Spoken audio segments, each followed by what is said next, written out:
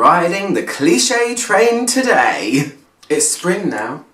Daffodils are sprouting up from the floor in London. Cherry blossoms are just starting to bud. The skies are bluer. Yay.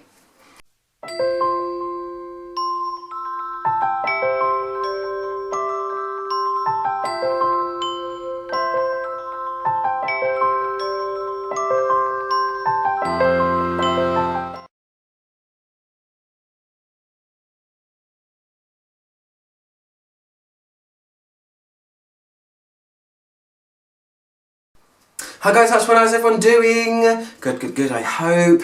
Today I am reviewing the famous Pleasures by Estee Lauder. Why have I never done this before? I don't know. Maybe because I didn't own it until my birthday last year, and maybe because it's not been spring since. So when I say I'm riding the cliche train, I'm going to jump on the bandwagon because this one is kind of heralded. Is that the right word? Heralded? This one is seen to be the ultimate spring floral on a commercial level, I guess you could call it. And I agree. I have to agree. While it might seem cliche to say, Pleasures, it's a spring floral. It was designed to be that way. It was designed with spring flowers in mind, and it absolutely delivers every single part of what Estee Lauder wanted it to be. So this is amazing, I think. Anyway, let's carry on because I can feel myself digressing already. This came out in 1995. If you don't know me already, the 90s are my favourite decade of fragrance. I just love the fragrances that came out in the 90s. All of them seem to have an individual style. It was before the real massive rush of flankers for everything. But I will say, this was the first fragrance that I ever noticed when I was 15 that did have flankers released quite soon, maybe, after the original came out. So I remember Pleasures when it came out, and I remember they released 3 other ones. There was a pink one, a green one, and a something or other colour one. And I remember thinking, oh gosh, there's variations of this fragrance. So for me, it was kind of like the start of flankers. Now, there are 19 flankers of Pleasure.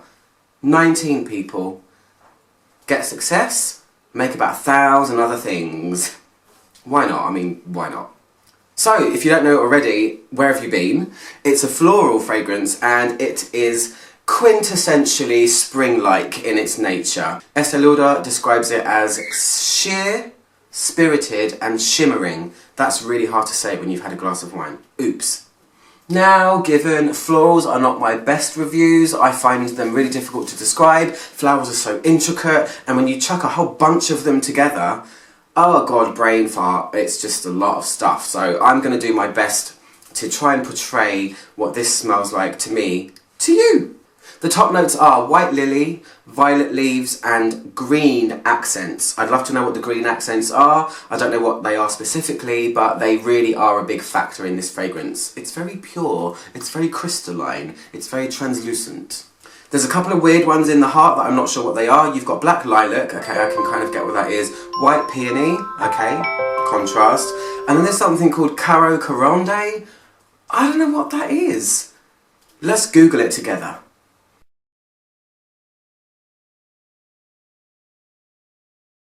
Then you have Bay Rose, which makes me laugh because I think of like 2 roses that are in a relationship and it's like, you're my Bay Rose. It's kind of cute. Roses with little faces on them. Then you have Pink Rose and then you have Jasmine. The base is very simple. It only has sandalwood and patchouli in it. And yeah, let's talk about what it smells like. I've been wearing this for the last 2 weekends in abundance. This was fall a few days ago. I've worn it a lot. And I want to make a point of talking about the sprayer. This sprays out a very wide spray. If that was in colour, you would see it go whoosh like that. So when you spray it on you, it kind of caresses a big area at once, which is what I think a petally floral fragrance should do. It shouldn't be a jet, it should be something caressy, and it's kind of the theme and how I'm going to follow through with this review from now on. Oh look, I have flowers on my wine glass. Theming. So this is meant to smell like fresh flowers after a spring rain, and yeah, it really does.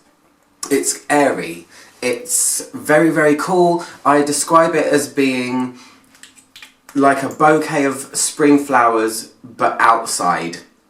I'm never the best at saying it smells like this particular flower or that, and I make no bones about that, but it smells like a spring bouquet but outside. There's a green element to this that's very apparent. There is a fresh, almost verging on aquatic feeling to this, and like I said before, it's got a translucency that is very clean and bright, and when you wear it, it makes you feel, well, it makes me feel, I don't know what it makes you feel like, because you might hate it, but it makes me feel clean as a person.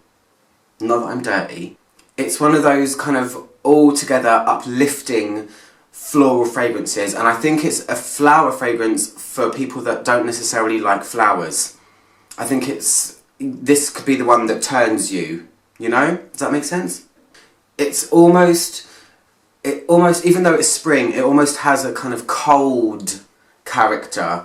It's crisp and green and like translucent petals. I'll say that again. So the main thing that stands out in this to me, it's got a kind of, it's noted as being a white floral, but when I think of white florals, I think of tuberose, I think of jasmine, I think of more heavy, heady florals. This is all about the bright, lighter florals, so freesia, which kind of smells so fresh, like laundry almost to me. And the main note, as voted on Fragrantica, I have to reference Fragrantica because it's so abundantly helpful when you're talking about florals because it's very intricate. The main floral note here is Lily of the Valley, according to Fragrantica, and them guys know what they're talking about. Don't test them, okay? It's a real, it almost has an effervescence about it. It's such a bright, clean fragrance. I would go so far as to call this a masterpiece of floral fragrances. It's stood the test of time. It's amazing. I really love it. I mean, do I always feel comfortable wearing it? No. Does it suit me, being a 37-year-old man? 37 in June, not right now. God, I'm aging myself before I even know. It's got this, I want to kind of describe it as being a nectar-like floral feeling about it. And I don't mean nectar as in honey, I don't go down that path. But you can really feel, considering that it's a commercial fragrance, you can really feel the flowers in here. You can feel almost the pollen. It's really weird. That's why it's such a great floral. I mean, it's, oh god, it's really good. So yeah, this nectar-y thing, it's although it's a commercial fragrance, it does have a very naturalistic feeling to it, which usually doesn't get achieved when you're talking about fragrances marketed to the mass market. Bo is really wants to say hi to you guys today. I find this fragrance linear as well. I reapply it all the time, but I do find it quite linear. With the amount of flowers and strange things that are in there, you would think that things would come forward and back. But it's good how it is. It smells like what it's supposed to, and it stays like that, which is good. You can recognise it immediately. You'd never stop somebody and say, oh, you're wearing the dry down of Pleasures today. You just instantly know it as being Pleasures. It's so significant. No, that's not the right word. Dignified. Also the wrong word. It just has a signature. It has a Pleasure signature. Estee Lauder fragrances, just as a side note, I mean, the feel of them from that time, Estee Lauder is really good with florals. I guess it's their forte. They have ventured into ouds and things like that now, and ambery things, but they really do have an affinity for floral fragrances, and I think this is the stand-up one in their line. They have some amazing fragrances, but yeah, this one is the one. I do want to note about the longevity. I remember my friend Laura, my best friend, used to wear this, and she always smelled of this, and she wasn't like me where she would carry around a bottle all day and just, you know, randomly spray herself. I do think there's been a reformulation. It doesn't smell any different to what I remember, but the longevity is now kind of medium or moderate, I guess, but when she used to wear it, it was really, really strong, and I could always smell it. So, just a note there, but yeah, I mean, absolutely gorgeous. That's all I'm going to say about it, because I could stand here for hours, and that would be boring.